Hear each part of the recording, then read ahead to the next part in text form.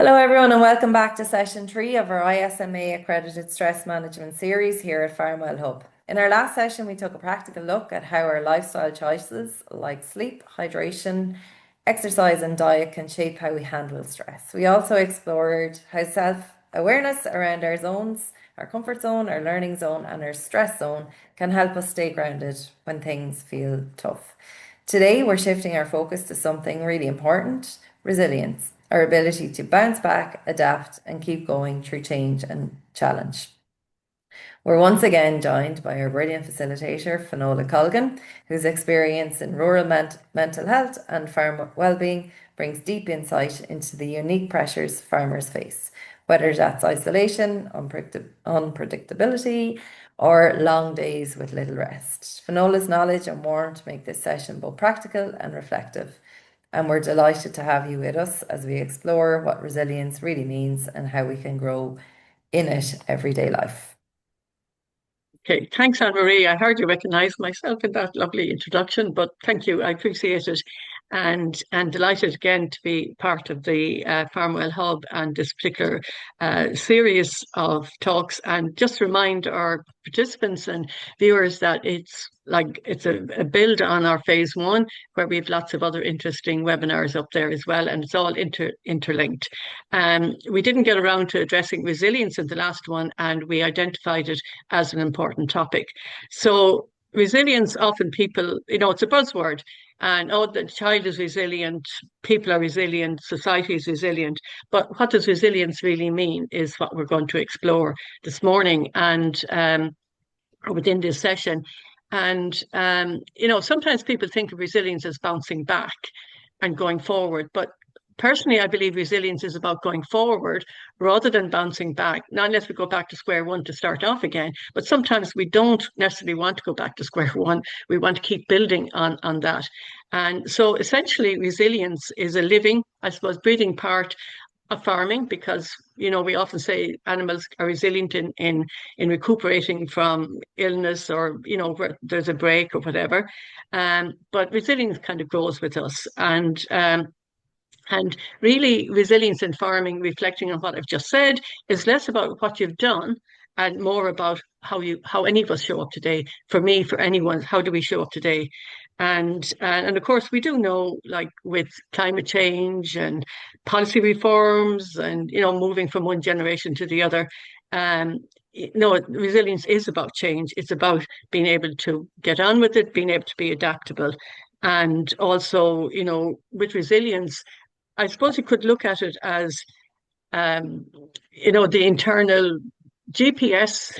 Sometimes we'd say navigating, but it's kind of like our GPS within our systems on, negotiating and dealing with the ups and downs of farming. So that's what we're going to look at this morning. And it's also not just about kind of the resilience overcoming adversity, but it's also about dealing with the good times as well. So resilience is more important than ever in today's unpredictable and constantly changing world. Developing both resiliency skills and personal strengths within the farming life, you will also have the same skills available to you in other areas of your life. And that's important because while farming is absolutely our focus as farmers, but there can be a life outside of farming as well, and we can bring those skills with us, and we can also influence other people. So the key areas we're going to look at in this session is, optimism, which is about focusing on your strengths. Our attitude to life, focus on actions you can, the can do, the mindset. The emotional awareness key to good communication. And we looked at that when we were looking at the different personality traits and that, and in the first session. And control of self, like how do we discipline ourselves? Because sometimes, and again, that can be personality related. And like maybe sometimes we can be impatient, maybe that's part and parcel of who we are, and maybe to learn how to moderate on that. Social support, very key to resilience, and we're going to look at that as well. Having a sense of humour, having a laugh, have a giggle, have, a moment out, because it can energize us as well. I'm not going to put Anne-Marie in the spot and to tell us her favourite joke, not yet, maybe at the end, Anne-Marie. Self-belief is so important. And self-belief is about our confidence and having, like I know we're saying there about high self-esteem, but sometimes we have to learn how to achieve that confidence, how to achieve that high self-esteem, because we can sometimes find ourselves where people take us down, and it's important to be able to. And obviously, resilience can help us when people maybe, are not supportive to us, or they're inclined to put us down, or you're always making mistakes and so on. It's about overcoming that. And then ability to problem solve.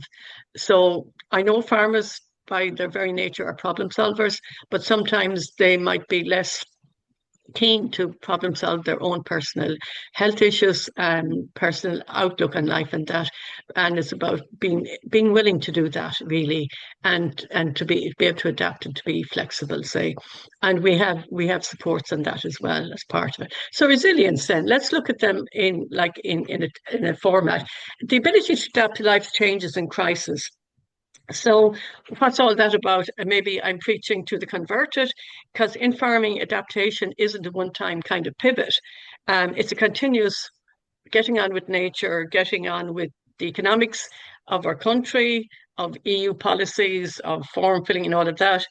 But mostly important to that is having that personal resolve to be able to work around all of that. And again, it's a bit back to what I said earlier on. It's about showing up on the day, even maybe sometimes when you feel the odds are stacked against you. Like say if there's an inspector coming, what's that going to look like? And I recall just a personal incident some years ago. The National Horse Show, RDS, was coming on. Of course, a lot of jobs to be done. And anyway, a big tree had fallen down on our driveway and then somebody drove up in a Jeep, and I went down to say hello to the person, and guess what? It was an inspector, unannounced. Like it looked like we'd put the tree down for him.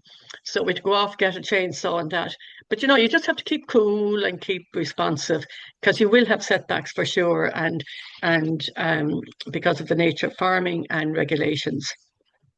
So a quality that helps turn adversity or difficulties to an advantage. Resilience. It's a quality that helps turn adversity or difficulties to an advantage.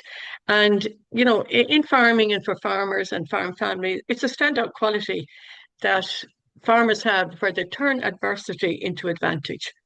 And that's about being resourceful. It's the farmer's ability to see opportunity, maybe where others see obstacles, see barriers. And can be the difference between surviving and thriving. And that's where your health and well-being comes into place. If you're like, and Marie did that session with us last week, minding yourself physically and mentally, so that when you are faced with an adversity, you're in a better place to manage it. And it's not just about being clever, really, being resourceful. It's a mindset that any one of us can have. Because when you're resourceful, you adapt quickly to changing conditions. You can make the most of limited resources. How do you turn something into being more profitable, more gainful? It helps you to stay financially and emotionally resilient as well, because you're looking for alternative opportunities. And farmers, and we see more and more as we go on, farmers are now contributing through innovation, a lot more products, a lot more opportunities to communities and to local industry. Resilience in farming isn't just a skill. It's often woven into your very nature, which hopefully reflects on what I've just said, of your personality. And for many, like farmers are quite people by their very nature, I think, and they get on with their lives, and they get on and they face uncertainty. We talked about isolation and loneliness and setbacks last week, and but that can help a farmer, when they're aware, it kind of grounds them and makes them more determined, to find out and how to move on and to get things done. So resilience in farming really includes optimism, which we are going to look at in more detail. The belief that things can improve even when the odds look grim, because why worry about the day you haven't seen? Let's see what can we do today. And how can the family support? How can other people support? Have that level of optimism. And then that confidence we talked about earlier on, to solve problems and make good decisions. Like so sometimes, you know what, we won't always get it right, but you know, it's better to be proactive than not to be active at all. And sometimes a bad decision could be all for luck, as they say, and be aware of that. So really, it's about kind of an emotional endurance, behaviors that are learned and of skills, attitudes, and behaviors that can be learned and developed at any time in your life. And we hope in our own way, myself and Anne Marie, and the whole Farmwell Hub is in essence about that. It's about supporting that skill and putting out information that can be helpful. Some of it can be we appreciate you might be quite familiar with it, but it's to remind you and if there's areas you haven't considered before. So basically, you know, that emotional endurance is to stay calm and focused under pressure.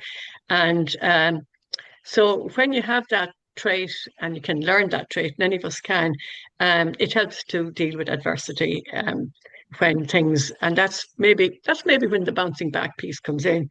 That, you know, if a crop doesn't come, or, you know, unfortunately we do see, you know, you'll have where you have live animals, you have dead animals. And, you know, and I know farmers always say, well, you know, it's outside the back door. And, you know, that's the way of coping. That's the way of being positive. That's the way of holding tough about the situation. Say, so, you know, we always appreciate that. And then farming then is not dependent on previous experience. So it's one of the, like, and I'm delighted that I hear farming more and more referred to as a profession. You know, through my work nationally and in international projects as well, like it's good to see because farming is a profession, it's a commitment, it's a business, it's contributing to society. And people can always learn within farming to improve situations. And again, it kind of links back to what the Farmwell Hub represents. And people can, you know, like it's not about being 25 or 65. You know, they saying you can't teach an old dog tricks. That's untrue because your brain is constantly developing and there's always another phase of life to go forward with, say. So that's really important not to ever kind of underestimate that value in yourself. And of course, you know, also linked into that is, you know, being able to take risk assessment. You know, it's not always dependent on previous experience. And it's also about, you know, I think a lot of the farming is well, it's also passing on good husbandry, good ideas, and then listening to the next generation and how things can be done as well. So that's really important. And then the key to a healthy lifestyle, like I'll just go back there on that one, sorry.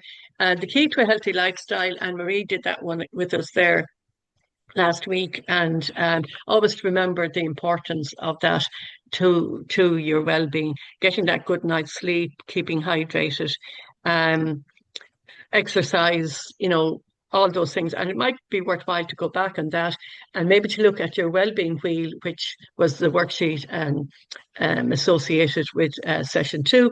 And we have worksheets going on with this one as well. So what does the resilience wheel look like? This is going to come up. We already mentioned it there. I just want to highlight it, that you could download that and just do your own assessment. And maybe after 2 or 3 months or even a couple of months, just go back and see how have you rated your optimism. And don't forget, like at that point in time, you know, your optimism mightn't be high.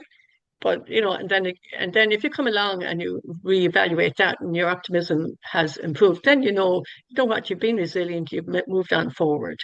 You know, your attitude, your mindset, all the areas that we've gone in there. You know, your self-belief, your ability to problem solve, how you might rate that in any point of time, and maybe to hold on to that and to come back onto it again.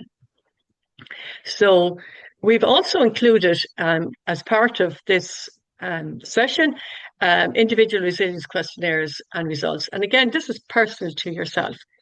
How resilient are you? You can score it, and then you get a scoring sheet that you can measure up and just see where are your strengths, where are your possible weaknesses. And don't forget, we can turn our weaknesses into strengths as well. And that can help us. A little sheet like that you do in your own time. at your own pace. And we're coming up to a good time of the year where you can, I suppose, allocate a certain amount of quality time for yourself to be able to do these worksheets. And again, um, test your optimism. What does that look like? And again, the scoring sheet, all personal to yourself.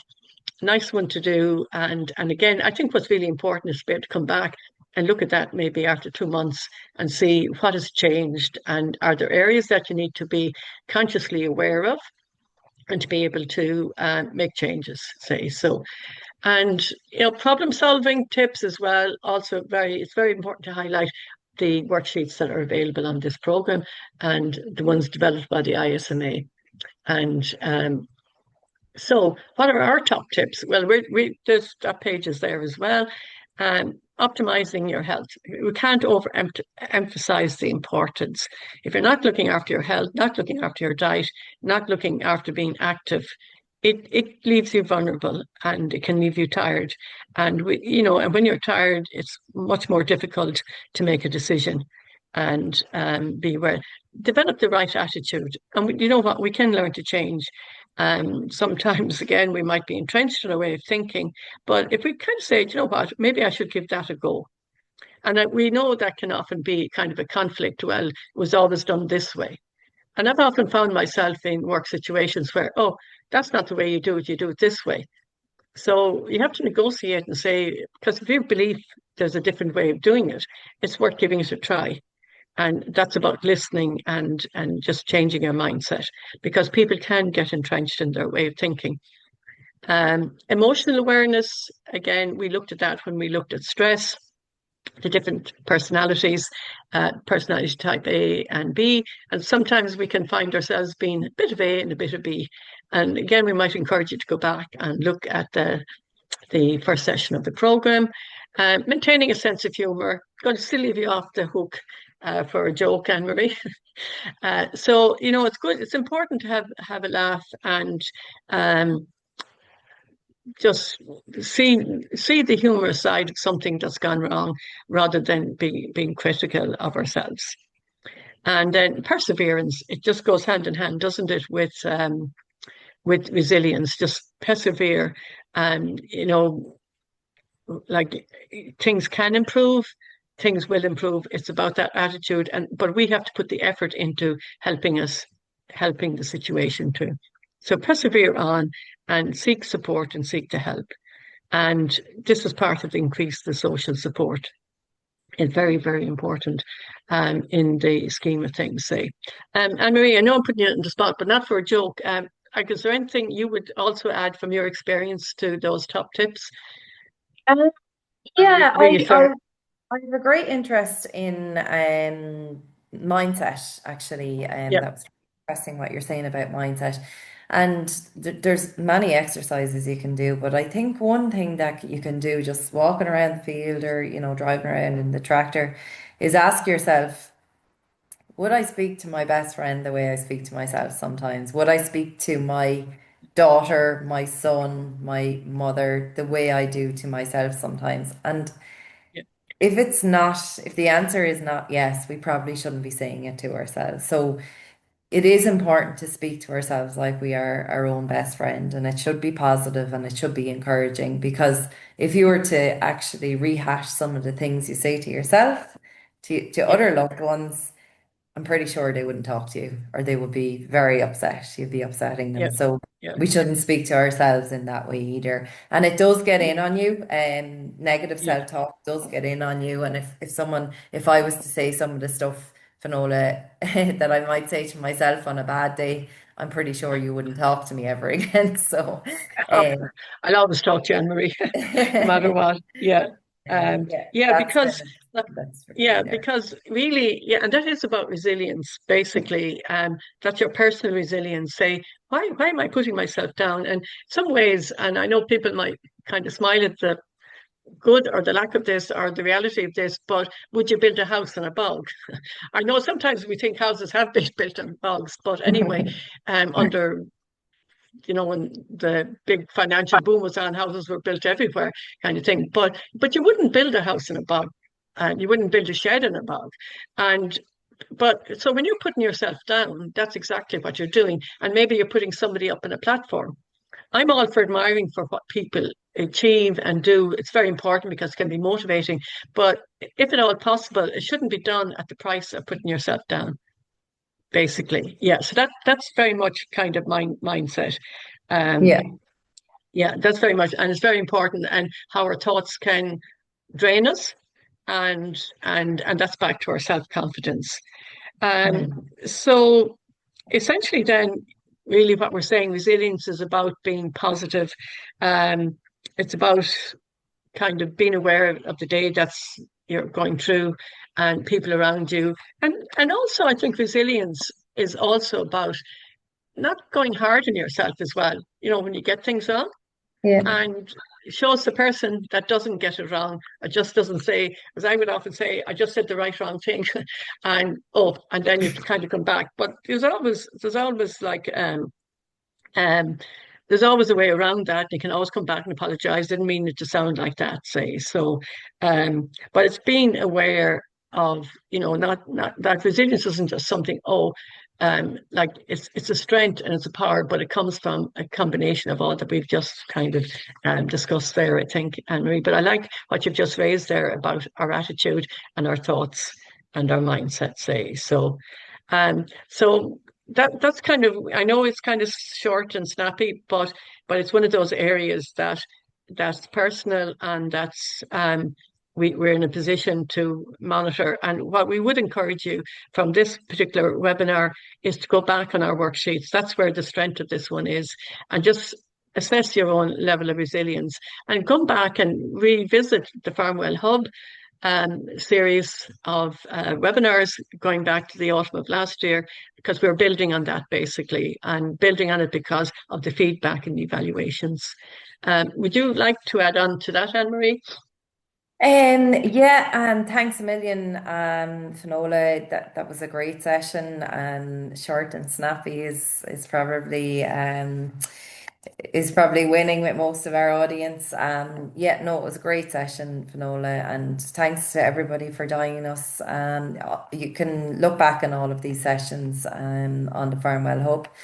Um, yeah, no, today's session kind of just reminded of us of resilience and about how we can respond to change. I like that you're changing the narrative, Finola, around it's not all about bouncing back to where we started. That's not Yeah, necessarily what we're looking for. And yeah, just like finding the ability to adapt, regroup, and move forward. In farming, we know the unpredictability and resilient is like what you were saying, Finola, our internal GPS. It's helping us to stay on track when the road gets yeah, bumpy, let's say. yeah. Yeah, so I'm going to finish with Lovely. to Yeah. fill your request, Finola, with an absolutely awful joke. But anyway, here we go. Yeah. Why did the scarecrow, why did the scarecrow win an award? Oh, because he was scared Because he was outstanding in his field, in his own field. in his own field. With That's, that, that's the I'm Kerryman going joke to. as well, getting the Nobel for being outstanding in his own field. Yeah, why not about the Kerry Um, woman instead? Yeah, she'd be too yeah, yeah. clever. Yeah, With lovely. Yeah, no, that, thanks I'm for going to that, Anne say, Marie. Yeah, yeah, no super. worries. With that, I'm going to say goodbye, and we'll see you next Uh, week for our Yeah, final session. yeah.